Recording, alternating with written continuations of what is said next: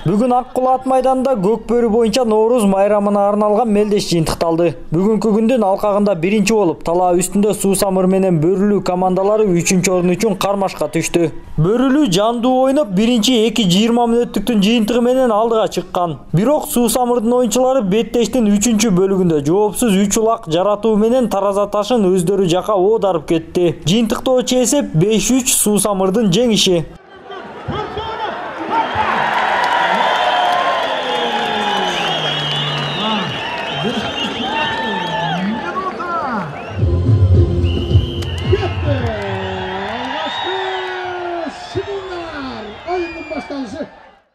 Ал эми финалдык беттеште Кабылан менен Талас кошуундары кез келген. Атаандаштар бири-бирине катуу каршылык көрсөтүп, оюндун жаалы улам бир тарапка ооп жатты. Кабылан биринчи болуп эсепти ачат. Бирок Талас ошол замат эле абалды тең салмакташтырды. Мындан кийин Ысык көлдүн командасы дагы бир жолу алдыга чыккан менен таластыктар кайрадан эсепти теңеп коюуга үлгүрөт. Ал эми жыйынтыктоочу 20 мүнөттүктө Талас командасы алдыга чыгып, андан кийин Кабыланга эсепти теңөөгө мүмкүнчүлүк берген жок. Жыйынтыктоочу эсеп 3-2 Талас командасынын жеңиши. Белгилей кетсек, Талас командасы акыркы 7 жылдан бери мелдештерде алдыңкы орунга илине элек болчу. Талас командасы çalındı.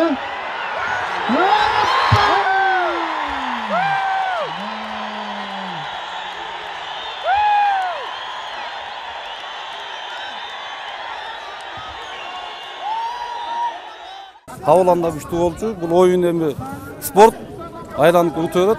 Топтогулук дегенде бул деле ушундай урмат.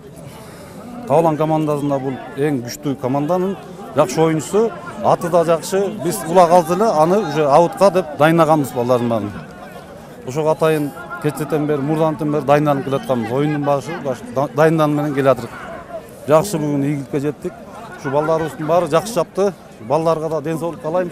Жетекчилерибизге да ден соолук каалайм. Кыргыз эл бүт топчулукта тынчсыздык болсун. Жалпы чыгындары өкмөт тарабынан 1,5 миллион сомдой баягы уюштуруш иштерине байге менен кошо 1,5 миллион сомдой кетти. Анын ошо миллион сом эле байгеге кетти. Калганы ушул уюштуруш иштерине. Мындан сырткары мынакей бүгүн Ош шаарында дагы баягы түштүк региондорго арналган Нооруз оюндары бүгүн болуп жатат. Бүтүп калды ал жакта дагы. Азыр бир аздан кийин аягындагы жыйынтыктарын билебиз. Ал жакта биз тараптан ушу байгеге 400 миң сом, уюштуруш иштерине дагы бир 200 миң сом каралып, ошол жалпы ушу баары мамлекет тарабынан каржыланды. Андан сырткары федерация тарабынан дагы кошумча акчалар коштук. Мынакей бүгүнкү байге жакшы орунду чоң байге болду деп эсептейм.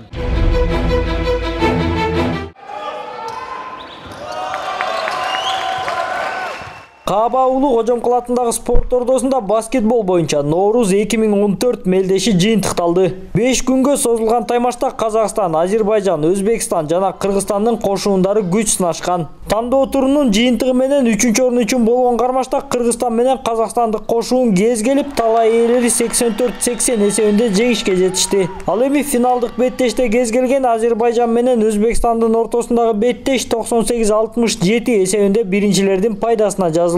Эскерте кетсек, баскетбол боюнча Нооруз мелдеши көп жылдан бери өтүп, салтка айланып калган. Берүү мамлекеттик дене тарбия жана спорт агенттигинин алдында даярдалды.